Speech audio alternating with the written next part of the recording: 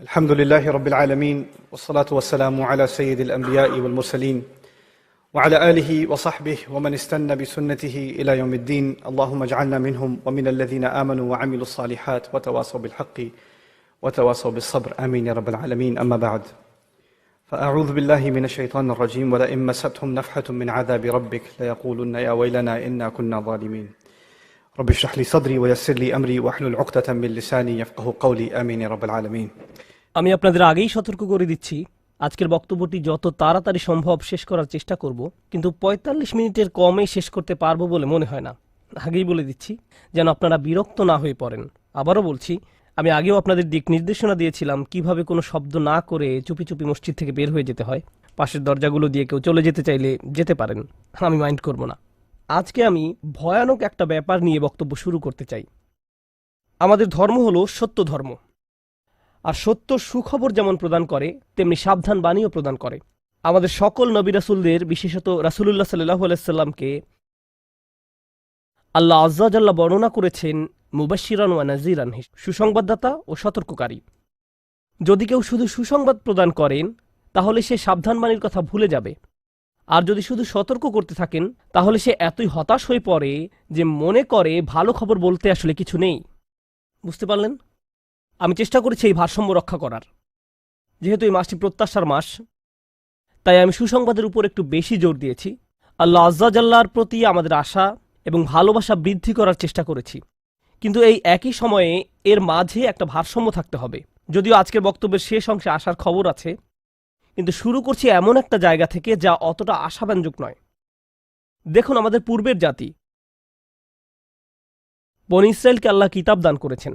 আমাদের যেমন কুরআন রয়েছে, তাদেরকেও অন্য কিতাব দেওয়া হয়েছিল। কুরআন যাকে বর্ণনা করেছে অন্য কোরআন হিসেবে, অর্থাৎ আগের কিতাব। তারা তাদের কিতাবকে গুরুত্ব দিয়ে গ্রহণ করেনি। তাদের মাঝে বেশ কিছু বিভ্রান্তিমূলক ধারণা গড়ে ওঠে। আমরা যদিও এত ভালো মুসলমান নই, সমস্যা নেই। আল্লাহ যদি আমাদের দোজখে ফেলেনও, সবচেয়ে খারাপ পরিস্থিতিতে আল্লাহ যদি আমাদের জাহান্নামে ফেলেনও, এটা হবে সাপ্তাহিক ছুটির মতো, কয়েকদিন মাত্র। কারণ তিনি আমাদের এতই ভালোবাসেন যে মুসলমানরা শেষমেশ তো জান্নাতে যাবেই। তাই আমরা যদিও জাহান্নামে যাই, সেটা হবে অল্প কিছু দিনের জন্য, সমস্যা নেই। লান তামাসসানান নারু ইল্লা আইয়ামাম মা'দুদাত, গুটি কয়েকদিন ছাড়া আগুন কখনো আমাদের স্পর্শ করবে না, কিছুদিন মাত্র। ব্যাপারটা হলো, জান্নাত জাহান্নামের পূর্বে বিচার দিবস রয়েছে, যেটি একদিনের জন্য, সেটা 1000 বছর লম্বা হবে। জান্নাত বা জাহান্নাম নয়, আল্লাহর কথা অনুযায়ী শুধু বিচারের দিনটি এত লম্বা হবে। আর বিচারের দিনটি হবে মাত্র একদিনের, আর জান্নাত জাহান্নাম চিরকালের জন্য। তাই কেউ যখন বলে গুটি কয়েকদিন, তাকে এখনকার দিনের হিসেবে চিন্তা করলে তো হবে না।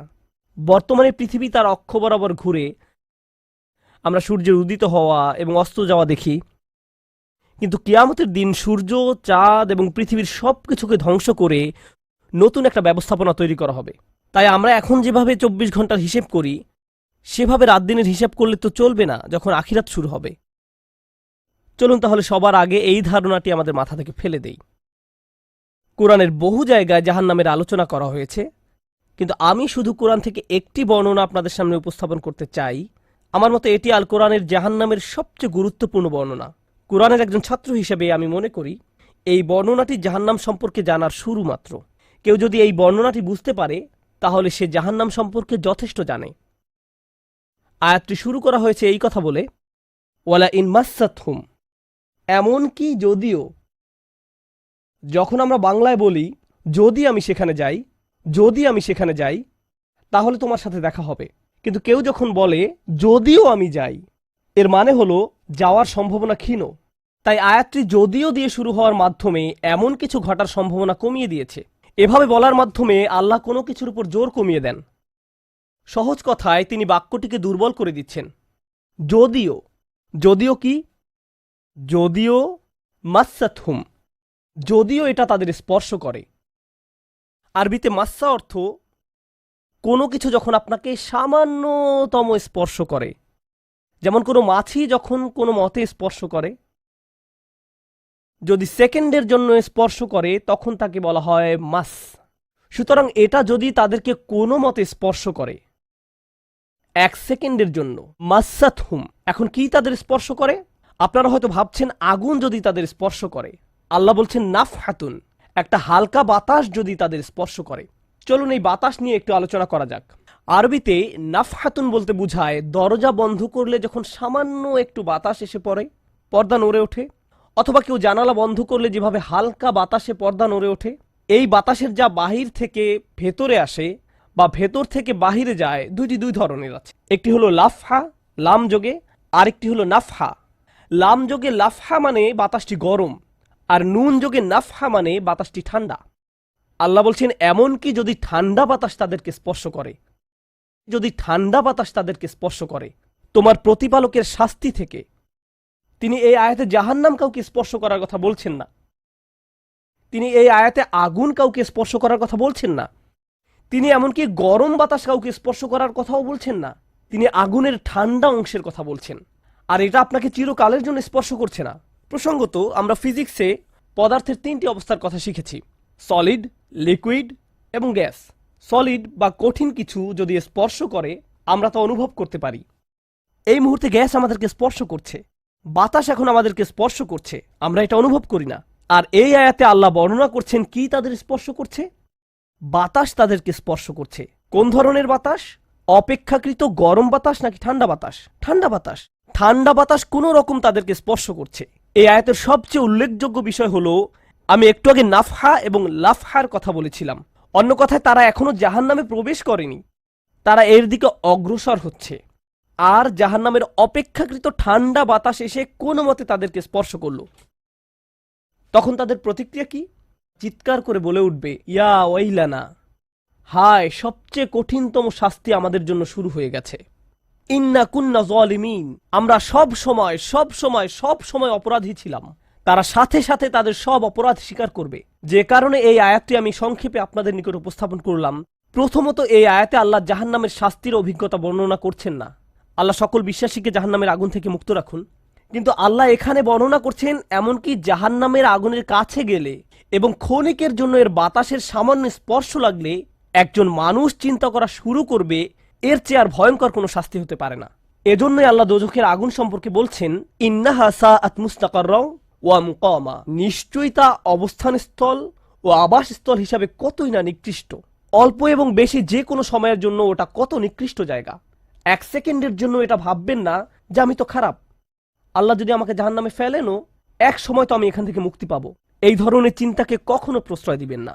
এই ভূমিকা দেওয়ার পর যখন বিচার দিবস শুরু হবে, যখন সমগ্র মানব জাতি একত্রিত হবে, তারা জানে না কোথায় যাবে, তারা জানে না কোন দিকে ফিরবে।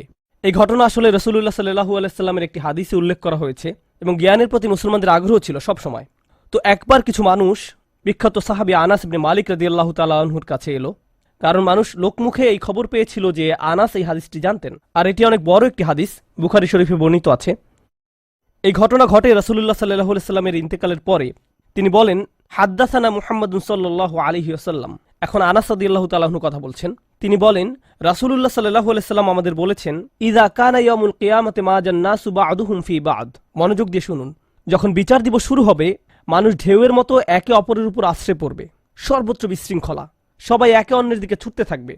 ফায়াতুনা আদম, তারা কোনো একভাবে আদম আলাইহিস সালামের দেখা পাবে, আদম আলাইহিস সালামের দেখা পাবে, তারা তার কাছে ছুটে আসবে। ফায়াকুলুনা ইশফা আলানা ইলা রাব্বিক, সমগ্র মানব জাতি আদম আলাইহিস সালামের কাছে ছুটে আসবে এবং বলবে, আপনি কি দয়া করে আমাদের পক্ষ থেকে আল্লাহর সাথে কথা বলতে পারবেন?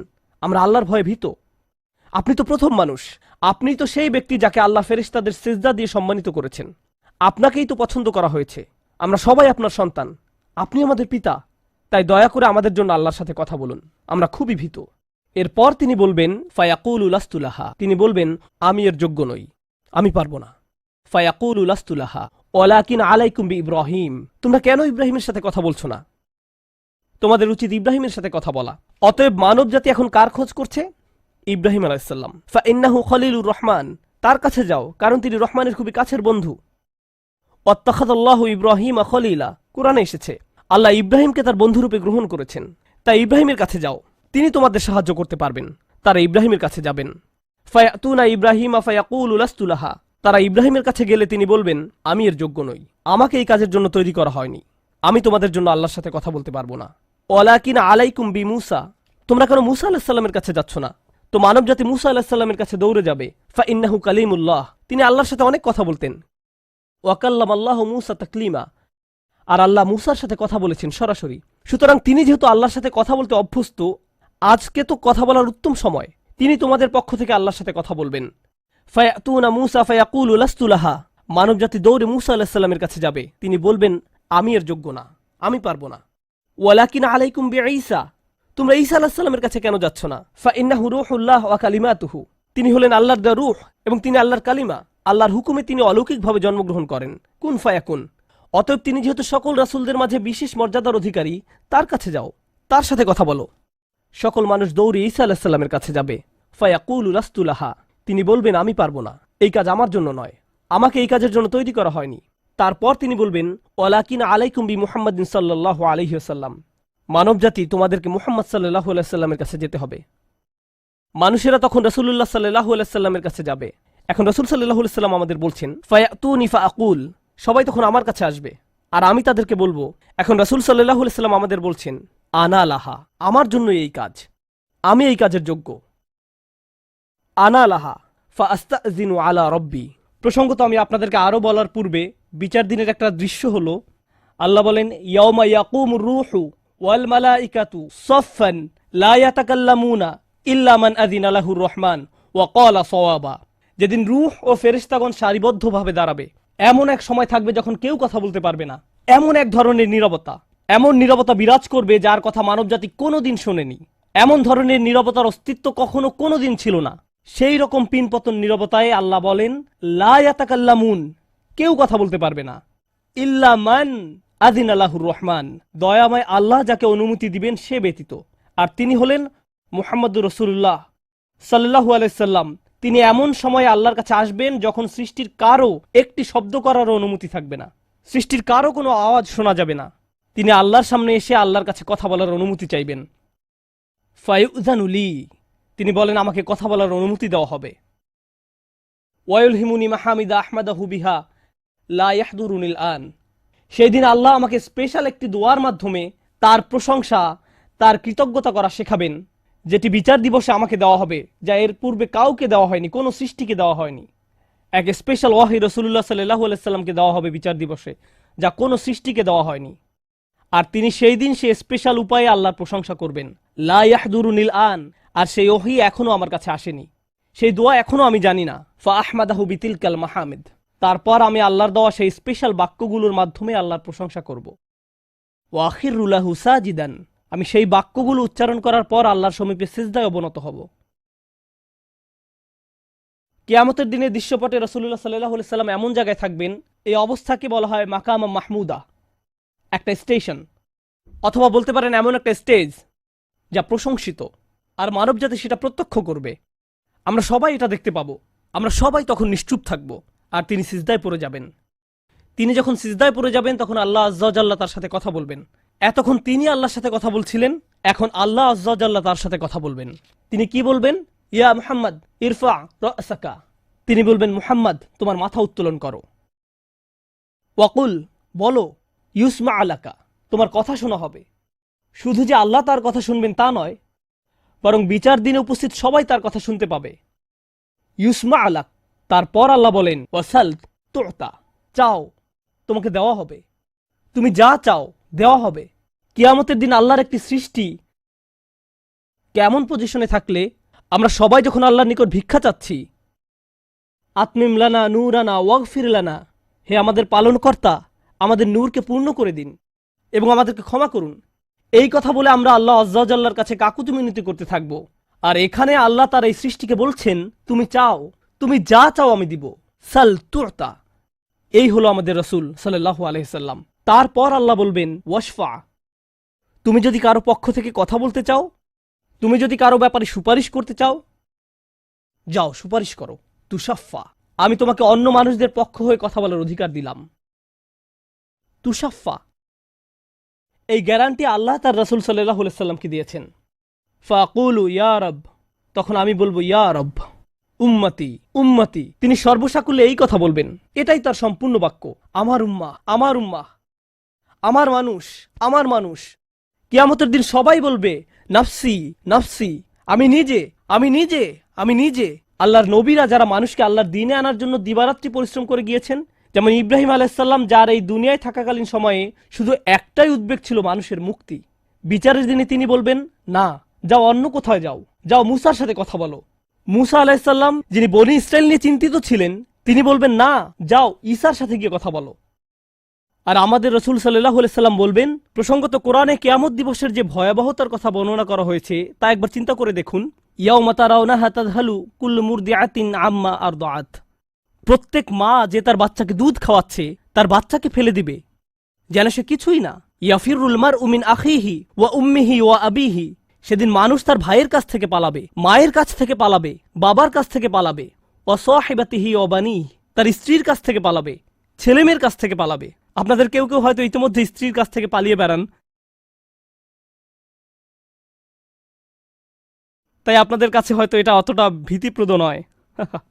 এই আয়াত হয়তো আপনার জন্য ভয়ের নয়, কেউ কেউ ভাবছে অবশেষে।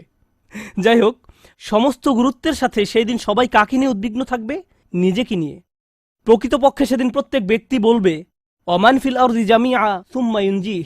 সবাইকে জাহান্নামে নিয়ে যান এবং বিনিময়ে আমাকে জান্নাতে প্রবেশ করতে দিন। এটাও কোরআনে এসেছে। মানুষ সেদিন এমন মরিয়া হয়ে উঠবে, সেদিন একজন মানুষ আল্লাহর সাথে কথা বলবেন, আর প্রথম যে শব্দগুলো তার মুখ থেকে উচ্চারিত হবে তা হলো উম্মতি উম্মতি। আপনার জন্য আপনার রাসূলের ভালোবাসা এমনই প্রগাঢ়, সাল্লাল্লাহু আলাইহি সাল্লাম। আমার উম্মাহ, আমার উম্মাহ। যদি আমরা তাকে ভালোবেসে থাকি, তাহলে যেই উম্মতের জন্য আল্লাহ রাসূলের এত ভালোবাসা, সেই উম্মতের জন্য আমাদের অন্তরে কিভাবে এত ঘৃণার বাস হয়? কিভাবে সম্ভব এটা? কিভাবে আমাদের পরস্পরের প্রতি এত ক্রোধ, বিচার, সমালোচনা, বিভক্তি, বিদ্বেষ, অনুমান, অহংকার? আর এই মানুষগুলো দাবি করে তারা রাসূলুল্লাহ সাল্লাল্লাহু আলাইহি সাল্লামকে ভালোবাসে। এইসব তুচ্ছ বিষয় ভুলে যেতে এই ভালোবাসা কি যথেষ্ট নয়? আমাদের কোন পার্থক্যগুলো এর চেয়ে বড়? তো যখন রাসূলুল্লাহ সাল্লাল্লাহু আলাইহি সাল্লাম বলবেন উম্মতি উম্মতি, আল্লাহ সুবহানাহু ওয়া তাআলা বলবেন ফায়াকুলু ইনতালিক, এগিয়ে যাও। ফাআখরিজ মিনহা মান কানা ফি কলবিহি মিসকালা শাইরাতিন মিন ঈমান। মনোযোগ দিয়ে শুনুন, যাও এখান থেকে বের করে নাও যাদের অন্তরে ঈমান আছে, এমনকি এখানে শারিয়া মানে বার্লি দানা, যা সামান্য একটু লম্বা হয়। যাদের অন্তরে এতটুকু পরিমাণ ঈমানও আছে, যে কোনো ঈমান যদি তাদের অন্তরে থেকে থাকে, তাহলে তাদেরকে বের করে নাও। আপনি এগিয়ে যান এবং বের করে নিন। দৃশ্যপটটি কল্পনা করুন। রাসূলুল্লাহ সাল্লাল্লাহু আলাইহি সাল্লাম মানুষকে রাখছেন, যাও যাও যাও, তিনি তাদেরকে সরিয়ে নিচ্ছেন। কিছু মানুষকে নিয়ে যাওয়ার পর ফেরেশতারা থামিয়ে দিলেন, কারণ কারো কারো ঈমান এর চেয়েও ছোট। সামান্য পরিমাণ ঈমান বলতে আসলে কি বোঝায়? কেউ একজন হারাম কোনো কাজে যুক্ত ছিল, সে ভয়ানক কিছু একটা করছিল, কাজটা করে ফেলার পর তার মনে অনুশোচনা জাগ্রত হলো, তার ভেতর থেকে কিছু একটা বলছে, এটা খারাপ কাজ, আমার এটা করা উচিত নয়, আল্লাহ আমাকে এটা সম্পর্কে জিজ্ঞাসা করবেন। তারপর কোনো একভাবে তার এই চিন্তাটাকে সে দমিয়ে দিল, থাক এখন চিন্তা করার দরকার নেই। কিন্তু পরবর্তীতে সে আল্লাহর কাছে দোয়া করে বলল, ইয়া আল্লাহ, আমি জানি না কিভাবে এই কুঅভ্যাস থেকে বাঁচব, আমাকে এর থেকে মুক্তি দিন। আমি চাই না এটা আমার জীবনে আর ঘটুক, কিন্তু তবু আমি এটাতে আটকা পড়ে আছি। অতি ক্ষুদ্র ঈমান তার ভেতর থেকে চিৎকার করছে, অন্য কেউ এটা শুনতে পারছে না, তার অন্তর এটা শুনছে। আর আল্লাহ আজ্জা জাল্লা বলছেন, তারা যদি এতটুকু ঈমানও দেখাতে পারে, আপনি এগিয়ে যান, তাদেরকে বের করে নিয়ে আসুন। আপনি তাদেরকে বের করে নিয়ে আসুন। আর তিনি যখন এভাবে মানুষদেরকে বের করে নিয়ে আসবেন, তখন ফেরেশতারা একসময় থামিয়ে দিবেন, কারণ অনেক মানুষের অন্তরে এতটুকু ঈমানও নেই, সামান্য অনুতাপটুকু তাদের অন্তরে ছিল না। থামিয়ে দিবেন, ফাআনতালিক ফাফআল, আমি গিয়ে এমনই করব, সুম্মা আউদ, তারপর আমি ফিরে আসব। অর্থাৎ ফেরেশতারা থামিয়ে দিবে, আর অন্য মানুষেরা সেখানে কাঁদতে থাকবে, আমাদের কি হবে, আমাদের কি হবে। তারপর রাসূলুল্লাহ সাল্লাল্লাহু আলাইহি সাল্লাম ফেরত আসবেন, ফাআহমাদাহু বিতিলকাল মাহামিদ, অতঃপর আমি পুনরায় সেসব প্রশংসা বাক্য দ্বারা আল্লাহর প্রশংসা করব। লক্ষ্য করুন, প্রথমবার তিনি প্রার্থনা করার জন্য অনুমতি চেয়েছিলেন, তাই না? দ্বিতীয়বারের বেলায় অনুমতির কোনো উল্লেখ নেই। লক্ষ্য করেছেন, তিনি আসলে সাথে সাথে আল্লাহর প্রশংসা করা শুরু করবেন। আল্লাহ কি তাকে এমনটি করতে বলেছেন? না, এটা হলো নিজ উম্মতের প্রতি তার অপরিসীম ভালোবাসার বহিঃপ্রকাশ। তিনি আবারও আল্লাহর প্রশংসা করা শুরু করবেন, এই আশায় যে আল্লাহ তাকে অটোমেটিক অনুমতি দিবেন। সুম্মা আখিরু লাহু সাজিদান, আর সিজদায় পড়ে যাব। ফায়াকুলু ইয়া মুহাম্মদ, আমাকে বলা হবে, হে মুহাম্মদ, ইরফা রাসাকা, তোমার মাথা উঠাও। কুল ইউসমা আলাকা, বলো তোমার কথা শোনা হবে। ওয়াসাল তুতা, চাও তোমাকে আবার দেওয়া হবে। ওয়াশফা তুশাফা, সুপারিশ করো, সুপারিশ গ্রহণ করা হবে। তোমাকে সুযোগ দেওয়া হবে তাদেরকে বের করে নেয়ার, তোমাকে তাদের জন্য সুপারিশ করার সুযোগ দেওয়া হবে। ফাআকুলু ইয়া রব উম্মতি উম্মতি, আমি তখন বলবো, হে আমার রব, আমার উম্মত, আমার উম্মত। তিনি তো ইতোমধ্যে অল্প ইমানের অধিকারীদেরকে বের করে নিয়েছেন। ফায়াকুলু ইনতালিক, এরপর আল্লাহ বলবেন এগিয়ে যাও। ফাআখরিজ মিনহা মান কানা ফি কলবিহি মিসকালা যাররাতিন আও খারদালাতিন মিন ঈমান, তোমাকে সুযোগ দেওয়া হবে তাদেরকে বের করে নেয়ার, সুপারিশ গ্রহণ করা হবে। যাদের অন্তরে এক বিন্দু পরিমাণে ঈমান আছে, বালির দানা নয়, বালির দানা তো এতটুকু লম্বা, বরং বিন্দু পরিমাণ। খারদালা মানে সরিষার দানা, অতি ক্ষুদ্র বিন্দুর মতো। আর যখন আল্লাহ বলছেন এর ওজনের মতো, বর্তমানে আমাদের কাছে ডিজিটাল ওজন মাপার যন্ত্র আছে, আগের দিনে পাল্লা ছিল, তাই আপনি যখন এক মুষ্টি চাল এক পাল্লায় রাখতেন সেটা হয়তো তেমন একটা ঝুঁকতো না। যদি একটু বেশি করে চাল রাখতেন তখন একটু ঝুঁকতো। এখন ডিজিটাল ওজন মাপার যন্ত্র দিয়ে গ্রাম, কিলোগ্রাম মাপা হয়। এমনকি সামান্য কয়েক দানা রাখলেও যন্ত্রের স্ক্রিনে ভেসে উঠে 0.001 গ্রাম। এখন শুধু একটি চাল রেখে দেখুন বা একটি সরিষার দানা রেখে দেখুন স্ক্রিনে কিছু ভেসে উঠে কিনা। কিছুই হয় না, কিছুই হয় না। আর আল্লাহ বলছেন আমি তোমার সুপারিশের কারণে, রাসূলুল্লাহ সাল্লাল্লাহু আলাইহি সাল্লামের দোয়ার কারণে এমন মানুষদেরকেও মুক্তি দিব যাদের ঈমান এমনকি এই দুনিয়ায়ও মাপা যায় না, এই দুনিয়ায়ও মাপা যায় না। প্রসঙ্গত আপনি যদি একটি দানা খান বুঝতে পারবেন যে কিছু খেয়েছেন, আপনি এমনকি বুঝতেও পারবেন না। এটা হলো এমন ধরনের ঈমান যার আছে এটা সে নিজেও ভালোভাবে বুঝতে পারে না, এমনকি তারা নিজেরাও ঠিকমতো বুঝে উঠতে পারে না যে ঈমান আছে, আর অন্যরা কিভাবে বুঝবে। আর কেউ যদি একটি দানা আহার করে এটা তাদের পুষ্টি সাধনে তেমন কোনো ভূমিকা রাখতে পারে না, এটা শরীরের জন্য যথেষ্ট পরিমাণের খাবার নয়। ঠিক তেমনি যার সরিষার দানা পরিমাণ ঈমান ছিল, সেই ঈমানও একটি ভালো জীবন অতিবাহিত করার জন্য তা যথেষ্ট ছিল না, কিন্তু তাদের অন্তরের কোনো এক জায়গায় একটি ঈমানের বাস ছিল। আল্লাহ বলছেন তুমি এমন যাদেরকে পাও তাদেরকেও বের করে নিয়ে আসো। ফাআখরিজহু ফাআনতালিক, আমি যাব এবং তাই করব। আর এটা বিশাল এক জনগোষ্ঠী যারা আল্লাহর কাছ থেকে দূরে সরেছিল, তাদের ভেতরে একেবারে ক্ষুদ্র কিছু ঈমান ছিল। এরপর তো আর কিছু নেই মনে হচ্ছে, ঘটনা শেষ। কিন্তু রাসূলুল্লাহ সাল্লাল্লাহু আলাইহি সাল্লাম এখানেই থেমে যাননি। ফাআহমাদাহু বিতিলকাল মাহামিদ সুম্মা আখিরু লাহু সাজিদান, তিনি এখানেই থেমে যাননি, তিনি আবারও ফিরে যাবেন এবং আমি সেসব প্রশংসা বাক্য দিয়ে আল্লাহর প্রশংসা করব এবং আবারও সিজদায় পড়ে যাব। ফায়াকুলু ইয়া মুহাম্মদ ইরফা রাসাকা, আমাকে বলা হবে হে মুহাম্মদ মাথা উঠাও। ওয়াকুল ইসমা আলাকা, বলো তোমার কথা শোনা হবে। ওয়াসাল তুতা, চাও দেয়া হবে। আল্লাহ আজ্জা ওয়া জাল্লা সহজেই বলতে পারতেন তুমি তো ইতিমধ্যে চেয়েছো এবং তোমাকে দেয়া হয়েছে, কিন্তু তৃতীয়বারের মতো রাসূলুল্লাহ সাল্লাল্লাহু আলাইহি সাল্লামকে বলা হচ্ছে ওয়াশফা তুশাফা, এগিয়ে যাও, মানুষের জন্য সুপারিশ করো, গ্রহণ করা হবে, তোমাকে তাদের পক্ষে চাওয়ার সুযোগ দেওয়া হবে, আমি তোমাকে এটা দিচ্ছি। ফাআকুলু ইয়া রব উম্মতি উম্মতি, আমার উম্মাত আমার উম্মাত। এখন চলুন এখানে একটু থামি। যদি আপনি এই সুযোগ পেতেন, আল্লাহ যদি আপনাকে বলতেন তুমি যা চাও তাই পাবে, তুমি চাও দেয়া হবে, যা কিছুই তুমি চাও না কেন, আমাদের বিশাল একটা লিস্ট আছে, একটা লিস্ট আছে। রাসূলুল্লাহ সাল্লাল্লাহু আলাইহি সাল্লামকে এই সুযোগ কয়বার দেওয়া হয়েছে? 3 বার। কত মিলিয়ন মানুষকে ইতিমধ্যে রক্ষা করা হয়েছে? তৃতীয়বার তো তিনি নিজের জন্য কিছু চাইতে পারতেন। আমরা তো মানুষ, আল্লাহ যদি বলেন চাও আমি দিব, আর এই মানুষটি আল্লাহর সামনে দাঁড়িয়ে আছেন আর তাকে বলা হচ্ছে, কিন্তু তারপরেও তার জিহ্বায় উম্মাহ উম্মতি উম্মতি, তো আল্লাহ বলবেন ফায়াকুলু ইনতালিক, সামনে এগিয়ে যাও। ফাখরিজ মান কানা ফি কলবিহি আদনা আদনা আদনা মিসকাল হাব্বাতিন খরদালিম মিন ঈমান, যাও সামনে এগিয়ে যাও এবং এমন প্রত্যেক ব্যক্তিকে বের করে আনো যার একটি সরিষার অতি ক্ষুদ্র অতি ক্ষুদ্র অতি ক্ষুদ্র অংশ পরিমাণ ঈমান আছে। এত ক্ষুদ্র বিন্দু যাকে আপনারা হয়তো মাইক্রোস্কোপিক বলবেন, যদি তাদের এক অ্যাটম বা এক সাব অ্যাটমিক কণার পরিমাণ ঈমান থাকে, এই পৃথিবীতে যা দেখা শোনা বা উপলব্ধি করা সম্ভব নয়, যদি তাদের গভীর অবচেতন মনের কোথাও কণা পরিমাণ ঈমান থাকে, যদি তাদের ততটুকু ঈমান থাকে, এগিয়ে যাও এবং তাদের বের করে নিয়ে আসো। যদি তাদের অন্তরে এতটুকু ঈমান থাকে, তো আল্লাহ রাসূলুল্লাহ সাল্লাল্লাহু আলাইহি সাল্লামকে বলবেন ফাআখরিজহু মিনান নার, তাদেরকে আগুন থেকে বের করে আনো। কথাটা মনোযোগ দিয়ে শুনুন, তাদেরকে কোথা থেকে বের করে আনো? আগুন থেকে। অর্থাৎ কিছু মানুষ ইতোমধ্যে জাহান্নামে পতিত হয়ে গেছে। অনেক মানুষ এই হাদিস পড়ে মনে করে আমরা জাহান্নাম থেকে মুক্তি পেয়ে যাব, আগুন আমাদের স্পর্শ করবে না। কিন্তু হাদিস এই কথা বলছে না। রাসূলুল্লাহ সাল্লাল্লাহু আলাইহি সাল্লাম আল্লাহর কাছে কাকুতি মিনতি করছেন, আর এই দিনটি হবে 50,000 বছর লম্বা। অনেক মানুষের বিচার ইতোমধ্যে হয়ে গেছে, আর আমি আপনাদেরকে সেই আগুন সম্পর্কে শুরুতে বলেছিলাম, আপনি যদি এর বাতাসের স্পর্শ পান 1 সেকেন্ডেরও কম সময়ের জন্য, আপনার মনে হবে এর চেয়ে ভয়ঙ্কর আর কোনো শাস্তি হতে পারে না। আর আল্লাহ রসুল সাল্লাল্লাহু আলাইহি সাল্লাম সেই মানুষগুলোর জন্য আশা ছেড়ে দেননি, তাদের জন্য হতাশ হয়ে পড়েননি। প্রসঙ্গত তারা মুসলিম, তারা কিন্তু মুসলিম, কারণ রসুল সাল্লাল্লাহু আলাইহি সাল্লাম কি বলছেন, তার মুখ থেকে কোন কথাগুলো উচ্চারিত হয়েছে? উম্মতি উম্মতি। আগুনের মানুষগুলো মুসলমান, ওই মানুষগুলো অমুসলিম নয়, মুসলিম। তো রসুল সাল্লাল্লাহু আলাইহি সাল্লাম বলেন, ফা আনতালিকু ফা আফআল, আমি যাব এবং সেটাই করব। প্রসঙ্গত রাসূলুল্লাহ সাল্লাল্লাহু আলাইহি সাল্লামের এই কথার সাথে হাদিসের সমাপ্তি হলো।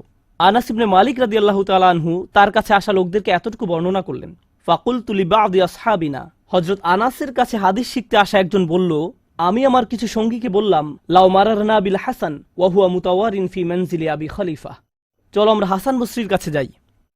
আমরা হাদিসটি আনাসের কাছ থেকে শুনেছি, কিন্তু আমরা জানি এই হাদিসটি হাসানও জানেন, চলো আমরা তার কাছে যাই। প্রসঙ্গত আনাস রাদিয়াল্লাহু তাআলা আনহুর তখন অনেক বয়স হয়ে গিয়েছিল। এই হাদিসে কতবার রাসূল সাল্লাল্লাহু আলাইহি সাল্লাম আল্লাহর কাছে গেলেন? 3 বার। রাসূলুল্লাহ সাল্লাল্লাহু আলাইহি সাল্লাম ইন্তেকাল করেছেন বহু বছর আগে। আমরা জেনেছি এই হাদিস হাসান বসরিও জানেন, তারা আগে কখনো এই ধরনের কথা শুনেনি। খুবই আশ্চর্যজনক কথা। এজন্য তারা ব্যাপারটা যাচাই করতে চাচ্ছিলেন যে দেখা যাক হাসান বসরিও একই হাদিস বর্ণনা করেন কিনা। তারা শুনেছে হাসান বসরি বাস করেন আবু খলিফার বাড়ির পেছনের একটি ঘরে, তাই তারা হাসান বসরিকে খুঁজতে লাগলো। তারা তাকে খুঁজে পেলেন। হাদ্দাসানা আনাস ইবনে মালিক ফাআতাইনাহু ফাসাল্লামনা আলাইহি, তো আমরা তার কাছে এলাম এবং তাকে সালাম দিলাম। ফাআযিনা লানা, তিনি আমাদেরকে প্রবেশের অনুমতি দিলেন। ফাকুলনা লাহু ইয়া আবা সাঈদ, আমরা তাকে বললাম, হে সাঈদের পিতা, জিনাকা মিন ইনদি আখিকা আনাস ইবনে মালিক, আমরা আপনারই ভাই আনাস ইবনে মালিকের নিকট হতে আপনার কাছে আসলাম। ফালাম নারা মিসলা মা হাদ্দাসানা ফি শাফাআত, শাফাআত বিষয়ে তিনি যেমন বর্ণনা দিয়েছেন তেমনটা বর্ণনা করতে আমরা আর কাউকে দেখিনি। ফাকালা হি, তিনি বললেন, হ্যাঁ তোমরা তা জানো। ফাহাদ্দাসনাহু বিল হাদিস, আমার কাছে সেটি বর্ণনা করো, দেখি তোমরা আনাসের কাছ থেকে কি শুনেছ। তো তারা তার নিকট সম্পূর্ণ হাদিসটি বর্ণনা করে শোনালেন। ফাআনতাহা ইলা হাযাল মাওদি', আমরা এই পর্যন্ত অর্থাৎ 3 বার রাসূল সাল্লাল্লাহু আলাইহি সাল্লামের সুপারিশের কথা বলে শেষ করলাম। ফাকালা হি, তিনি বললেন আরো বর্ণনা করো। ফাকুলনা লাম ইয়াজিদ লানা আলা হাযা, আমরা বললাম তিনি তো এর অধিক আমাদের কাছে বর্ণনা করেননি, আমাদেরকে এতটুকুই বলেছেন। এখন হাসান কথা বলছেন, লাকাদ হাদ্দাসানি ওয়া হুয়া জামিউ মুনযু 20 সানাতান, তিনি অর্থাৎ আনাস আমার কাছে এই হাদিস বর্ণনা করেছেন যখন তিনি তখন যুবক ছিলেন, 20 বছর আগে। কত বছর আগে? 20 বছর আগে। আমি নিশ্চিত না তিনি কি বাকিটুকু ভুলে গেলেন, নাকি তিনি তোমাদেরকে বাকিটুকু বলেননি কারণ তাহলে তোমরা অলস হয়ে পড়বে। ফালা আদ্রি আনাসি আম কারিহা আন তাত্তাকিলু,